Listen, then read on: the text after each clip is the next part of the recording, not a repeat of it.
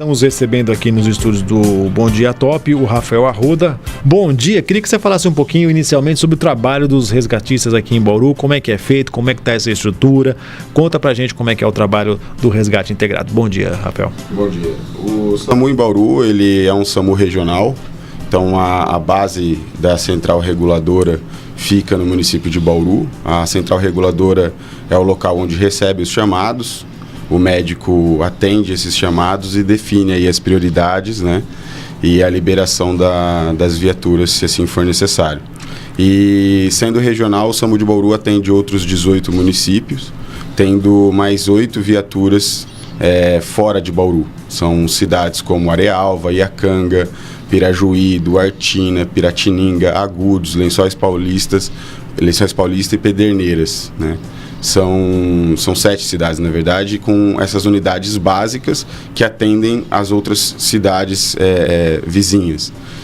Então é um SAMU grande, que tem um volume de atendimento também importante, em média 220 chamados por dia. Rafael, bom dia, um prazer recebê-lo aqui na Top FM. E quando que a população deve chamar o SAMU? Na verdade, chamar o SAMU, todo mundo pode chamar, né? É um telefone gratuito, 192, tem um atendimento médico que serve também para orientação. O que a população precisa entender é que nem sempre que ela chamar, isso vai resultar em um atendimento com a ambulância. Ela pode receber uma orientação sobre a situação que ela está passando e isso já trazer para ela uma possível solução. O nosso atendimento, ele prioritariamente é o atendimento de emergência e o atendimento de urgência. O atendimento de emergência é aquele que, se não houver uma intervenção, ou seja, se não houver um atendimento naquele momento com uma equipe contendo um médico, esse paciente pode vir a morrer, né? E o atendimento de urgência é aquele que o paciente precisa ter o atendimento com um médico em alguns minutos, ou seja, pode ser uma viatura com um técnico de enfermagem e o condutor e ser levado para uma unidade de pronto atendimento ou o pronto-socorro do município, onde receberá esse atendimento médico. Então, o atendimento vermelho, prioritariamente o médico vai para o local do atendimento, e o atendimento amarelo, o médico não necessariamente vai para o local do atendimento, uma vez que este paciente vai até a unidade de pronto atendimento.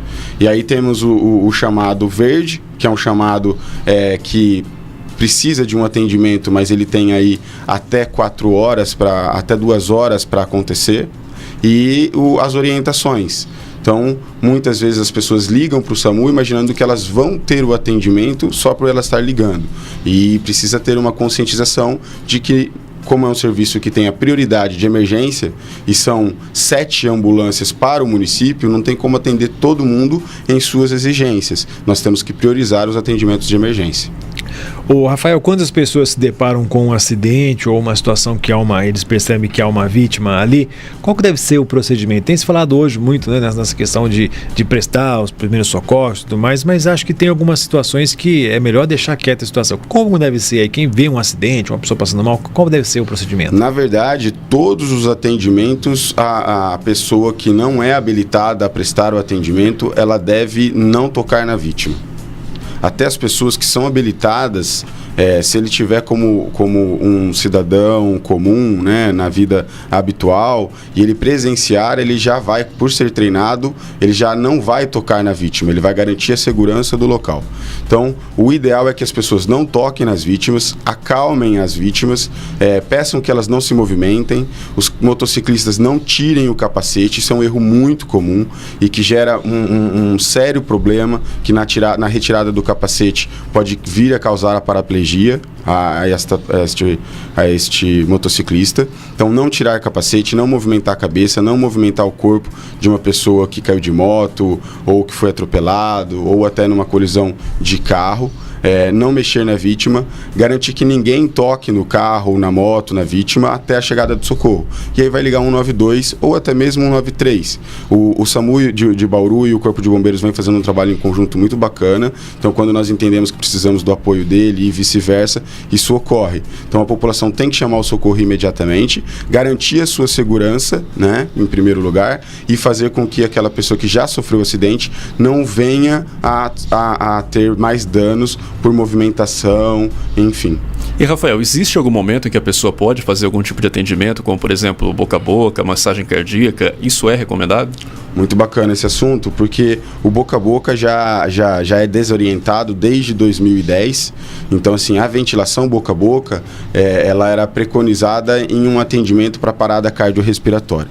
Falando em parada cardiorrespiratória, então não se utiliza mais esse tipo de manobra. A prioridade é a compressão cardíaca ou a massagem cardíaca, como é popularmente conhecida.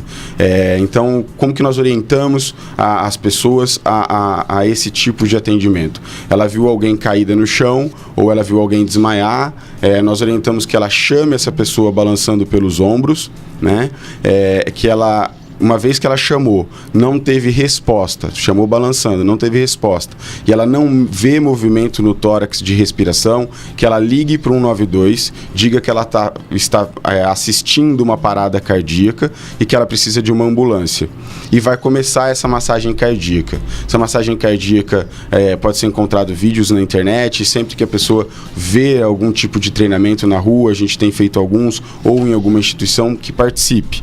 É um movimento muito simples, que consiste em a pessoa ficar ajoelhada do lado da pessoa que está em parada cardíaca, com as mãos estendidas e pressionando o centro do tórax dessa pessoa, fazendo movimentos para baixo, né, comprimindo este tórax, repetidos até a chegada do socorro. Por isso que é muito importante, após reconhecer a parada, chamou a pessoa, ela não respondeu e não vê movimento do tórax, acionar o 192, avisando que tem uma parada cardíaca, porque ela vai começar a fazer as compressões e essa ambulância vai vir. Se ela não chamar, a ambulância não vai chegar e é a mesma coisa que nada. E, Rafael, quais são as ocorrências mais recorrentes que o SAMU atende? Você falou que são mais ou menos cerca de 200 atendimentos durante o dia. O que mais são de ocorrências? Hoje o maior volume de ocorrência do município é uma ocorrência que a gente chama como ocorrência clínica. Um paciente mais idoso que teve um aumento súbito de pressão, uma dor no peito, né? Uma pessoa mais jovem que teve aí alguma questão de desmaio no local de trabalho. Nós temos um grande número de chamados nesse sentido. No entanto, como o município vem lutando para implantar as linhas de cuidado junto ao Estado, que é a linha do cuidado do AVC, do trauma, do IAM, do AVC já vem acontecendo, nós começamos a receber bastante chamados com essa questão do AVC, que são os casos onde a pessoa percebe que a outra está com desvio da boca, perda de sensibilidade de um braço ou de uma perna, ou dificuldade de fala, que ela fala mais emplastrada, que a gente fala como se estivesse com uma bola na boca, uma dificuldade de fala. Como isso foi se espalhando no município, as pessoas estão reconhecendo isso de uma forma mais rápida e nós estamos tendo muito atendimento clínico voltado para o AVC. Isso é uma coisa positiva, já que a identificação está sendo rápida e os casos estão sendo solucionados sem maiores danos ao paciente. E, Rafael, a gente está falando mais sobre os casos de acidente de trânsito, mas também tem os acidentes em casa. Quais cuidados que as pessoas devem ter com os acidentes em casa, tanto os adultos, mas, claro, principalmente com as crianças? Consiste na mesma linha de pensamento do acidente no trânsito. Após a pessoa sofrer um acidente, se ela estiver sozinha, o que algumas vezes acontece no domicílio, e ela for adulta, que ela procure chamar o socorro de uma forma mais breve possível. É muito comum as pessoas primeiro ligar para familiares, então a gente orienta que mantenha-se a calma, ligue primeiro para o socorro e posteriormente para algum familiar, se for o caso. Criança sempre chama muito a atenção a questão do fogão, né, os acidentes térmicos, seja ele elétrico ou fogo do mesmo, e nós orientamos que em caso de queimadura seja lavado abundantemente a área queimada até a chegada do socorro. Então, qualquer tipo de queimadura elétrica, queimadura com fogo ou água quente ou um líquido quente, que seja lavado abundantemente em água corrente até a chegada do socorro. Então, da mesma forma, manter a calma, apesar do evento ser sempre uma coisa inesperada e a pessoa já vai ficar estressada, manter a calma, ligar para 192 ou 193 e, se for queimadura, lavar abundantemente. Se for algum corte que está com sangramento, cobrir com um pano limpo o local de sangramento e fazer pressão até a chegada do socorro. E ainda falando sobre os acidentes dentro de casa, a gente vê com muita frequência, pelo menos na imprensa, esses acidentes que acontecem com os bebês, no caso do engasgamento. E a gente vê muitas vezes que até a própria Polícia Militar e até mesmo o pessoal do SAMU acabam dando orientações por telefone mesmo, né? E consegue evitar alguma coisa de pior. Caso isso ocorra dentro de casa, qual deve ser o procedimento? Que os bebês às vezes engasgam mesmo, né? Ou seja, mamando ou com alguma outra coisinha, né? Estão indo informação, o sistema deles. O que vocês do SAMU orientam nesse sentido? É muito comum a criança colocar tudo na boca até uma certa idade e ela pode vir a ter uma obstrução da via aérea por isso, ou até mesmo com o colostro do leite nessa época de amamentação. Geralmente isso se resulta realmente por orientação ao telefone, porque a parada cardíaca nessa fase da infância, ela geralmente ocorre por uma obstrução da via aérea.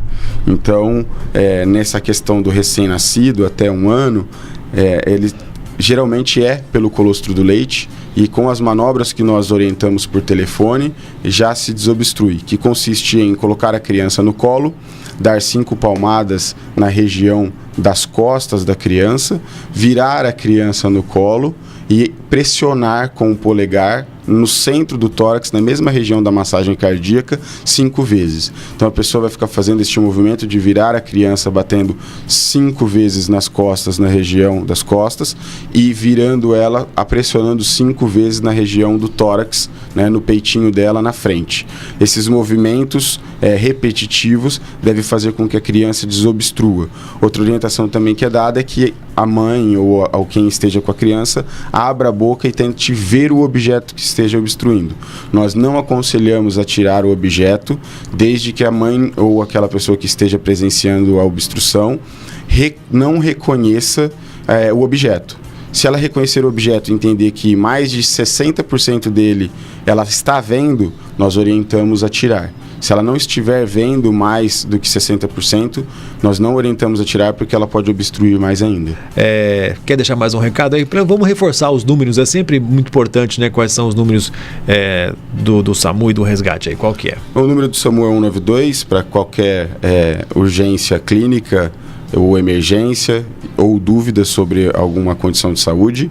O número do Corpo de Bombeiros é 193, quando tem fogo em mata, incêndio, afogamento, o acidente de trânsito também, nós dividimos essa ocorrência, mas tanto o SAMU quanto o bombeiro hoje, pela parceria, acionando um, automaticamente o outro será acionado. Eu queria agradecer também a Top FM, afinal, esses tipos de conversa sempre trazem aí algumas orientações e a prevenção é o melhor caminho na urgência.